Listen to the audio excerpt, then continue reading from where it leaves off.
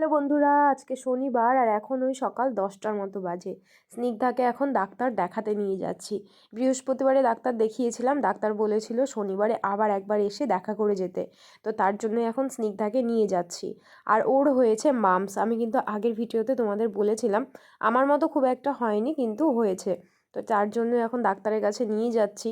ও একেবারে ছোট্ট, বোঝেও না কি হয়েছে। মাম্পস কিন্তু খুব খারাপ জিনিস, খারাপ বলতে খুব কষ্ট হয়, যদিও স্নিগ্ধার সেটা হয়নি প্রথম দিন থেকে ওষুধ খাওয়ানোর জন্য।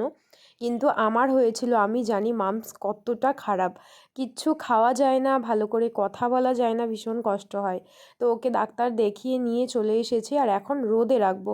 আমি শুনেছি মাম্পস হলে যতটা সম্ভব রোদে রাখতে, তাহলে ব্যথাটা কমে আর সেরকম কোনো কিছু হয় না। আর মাম্পস সারতে কিন্তু অনেক সময় লাগে, মিনিমাম 10-12 দিন তো সময় লাগেই। আর কানের সাইডগুলো ফুলে শক্ত হয়ে যায়।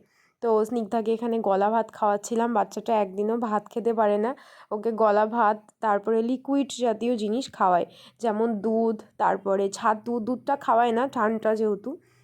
ছাতু, গলা ভাত এইসব খেয়ে কিন্তু স্নিগ্ধা আছে। ডাক্তারের কাছ থেকে ঘুরে এসে আগে ওকে ছাদে বসিয়ে দিয়েছি। আগে ওর খাবারটা খাইয়ে দেবো, তারপরে আমি রান্না করব। আজকে এতটা লেট হয়ে গেছে, আমার এখনও রান্নাবান্না হয়নি। তো ভেবেছি একটু খিচুড়ি করে নেব, তাড়াতাড়ি করে হয়ে যাবে। আর এইদিকে স্নিগ্ধার সঙ্গে খেলার জন্য এসেছিল হর্ষ। ওরা আমাদেরই বিল্ডিংয়ে থাকে। তো দেখো, ঘরে এসে তাড়াতাড়ি করে এখানে ডিম কষা বানিয়ে নিয়েছিলাম আর সঙ্গে করেছিলাম খিচুড়ি। যেদিন খুব তাড়াতাড়ি করে রান্না করা হয় সেরকম জিনিসপত্রও দেওয়া হয় না, কিন্তু রান্নাটা এত ভালো হয়। খিচুড়িটা করেছিলাম ব্রকোলি আর আলু দিয়ে। আর ডিম কষাটা কখনো তোমাদের সঙ্গে শেয়ার করব, এতটা টেস্টি হয়েছিল। একটু অন্যরকমভাবে করেছিলাম। তারপরে খাওয়া দাওয়া শেষ করে আমি বেরিয়ে গেছিলাম স্কুটি চালানোর জন্য, কারণ স্নিগ্ধার পাপার ছুটি আছে এই শুক্র, শনি, রবি। এই 3টে দিন ওর ছুটি আছে। এবার এর মধ্যে আমাকে শিখতে হবে। শিখতে হবে বলতে আমি তো পারি, শুধু একটু ওর সঙ্গে, মানে ও পেছনে থাকবে আর আমি একটু চালাবো, মানে প্র্যাকটিস বলতে পারো। তো সেটা তো একা একা করতে ইচ্ছে হয় না।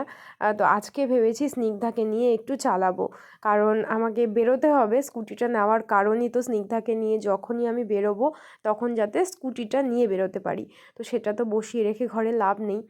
তো স্নিগ্ধার আপাতত এখন স্কুল বন্ধ আছে, কিন্তু নাচের ক্লাসটাও চলছে। তো নাচের ক্লাসে যখনই যায় আমার টোটো ভাড়ায় লাগে 40 থেকে 50 টাকা। আর টোটো তো সমস্যা আছেই। তো ভাবছি এর পরের দিন থেকে, যেদিন ওকে নাচের ক্লাসে নিয়ে যাব, স্কুটিতে করেই নিয়ে যাব। আর এই যে রাস্তাটা দেখছো, একেবারে সোজা রাস্তা, এটা একদম স্টেশনের রাস্তা। 2-4টে করে গাড়ি কিন্তু থাকে, বেশ ভালোই গাড়ি থাকে। তো এখানেই আমি এখন শিখছি। আর সেই শীতকালের স্পেশাল বেগুন ভর্তা বানাবো। তো এখানে টমেটো, কাঁচা লঙ্কা আমি অনেকবার দেখিয়েছি, তাও যারা দেখোনি তো আর একবার তাদের জন্য এই রেসিপিটা খুব ইজি। এর মধ্যে আমি দিয়ে দিয়েছি হচ্ছে হলুদ, আর দিয়েছি নুন, আর আমার কাছে একটু শুকনো লঙ্কার গুঁড়ো এক্সট্রা বাটির মধ্যে রাখা ছিল, যার জন্য কিন্তু আমি দিয়েছি, না হলে আমি দিতাম না। তো এবার যেটা করব, অল্প তেল নিয়েছি বেগুন ভাজার জন্য, ছাকা তেলের কোনো দরকারই নেই। শুধু বেগুনগুলো দুদিকে ভালো করে ভাজা হলেই হয়ে যাবে। এবার বেগুনগুলো ভালো করে ভেজে নেব, আর আমি কিন্তু অল্পই তেল দিয়েছি। বেগুন দিয়ে দেব, আর এখানে দিয়ে দেব টমেটো, তারপরে দিয়ে দেব লঙ্কা। তো আমি যেহেতু শুকনো লঙ্কার গুঁড়ো একটু মাখিয়ে দিয়েছি, 2টো লঙ্কা দিলাম, বেশি হলে ভালো লাগবে না খেতে, ঝাল ঝাল। তো এইটা আপাতত হয়ে যাক, তারপরে বাদ বাকি রেসিপিটা তোমাদের সঙ্গে শেয়ার করছি। এইদিকে আমার বেগুন ভাজা হয়ে গেছে, টমেটো ভাজা হয়ে গেছে, কাঁচা লঙ্কা ভাজা হয়ে গেছে। এরপরে আমি যেটা নিয়েছি, ধনেপাতা কুচি করে নিয়েছি, আর নিয়েছি অর্ধেক পেঁয়াজ। এবার ভালো করে মেখে নেব। আর বেগুনের চোচা যেহেতু ভালো লাগে না খেতে, আমার ঘরে কেউ খায় না, সবাই ফেলে দেয়, তো এই চোচাগুলোকে ফেলে দেবো, দিয়ে সুন্দর করে মেখে নেব।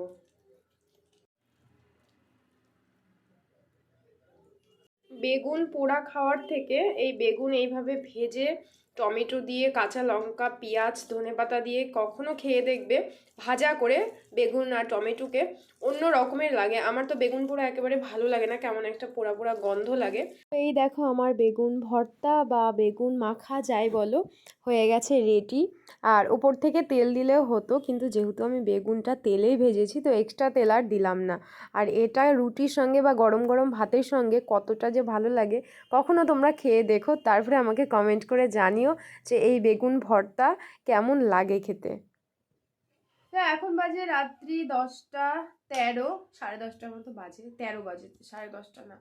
তো খাওয়া দাওয়া করলাম, আর এত ঠান্ডা পড়েছে, আমরা ওই ঘর থেকে এই ঘরে চলে এসেছি। এই ঘর মানে এটা স্নিগ্ধার ঘর। এই যে স্নিগ্ধা, কি পজিশনে আছে, সেটা কি হচ্ছে বুঝলাম না।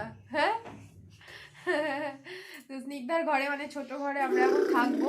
ওরকম করতে নেই স্নিগ্ধা, এত ঠান্ডা বড় ঘরটাতে, মানে স্পাইডারম্যান আর এর বাইকের স্কুটির চাবি হচ্ছে আয়রন ম্যান। ও দেখেনি চাবিটা, আমরা আজকে মেলায় গিয়েছিলাম, চাবি কিনেছি। এই যে দেখেনি স্নিগ্ধা, স্নিগ্ধার বাইকের চাবি, স্নিগ্ধার না, স্নিগ্ধার দে দে দে দেখাই। এত ঠান্ডা, ওই ঘরে মনে হচ্ছে আমরা বাইরে দাঁড়িয়ে থাকলে যেরকম ওয়েদারটা থাকে ঘরে, ওই রকমটা, এতটা ঠান্ডা। হ্যাঁ হ্যাঁ, আমি দেখিয়ে দিয়েছি, দেখ তুই বেশি কথা বলিস না, কাছ থেকে দেখাই। তো যাই হোক, এখন ঘুমাবো, স্নিগ্ধাকেও ঘুম পাড়িয়ে দেবো। স্নিগ্ধা আজকে দুপুরবেলা ঘুমায়নি তো, স্নিগ্ধা আজকে দুপুরে ঘুমায়নি, ও এখন ঘুমিয়ে যাবে। আর এই ঘরটা যেহেতু সিঙ্গেল খাট, তিনজন মিলে থাকা একটু মুশকিলই হয়ে যাবে। যদি এই ভিডিওটা আজকের দিন ভালো লাগে তাহলে আরেকটা কমেন্ট করে বলে দেবে কেমন লাগে। আর যদি এই ভিডিওটাকে ভিডিওটা না ভিডিওটা ভিডিও আর একটা লাইক আর চ্যালেঞ্জ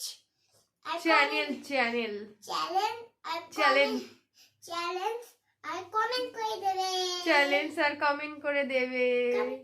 বাই বাই। এটা আবার কি, এটা আজকের দিনে বাবাই, ঠিক আছে না, আমি আর কি বলবো, স্নিগ্ধা এখন বড় ব্লগার হয়ে গেছে।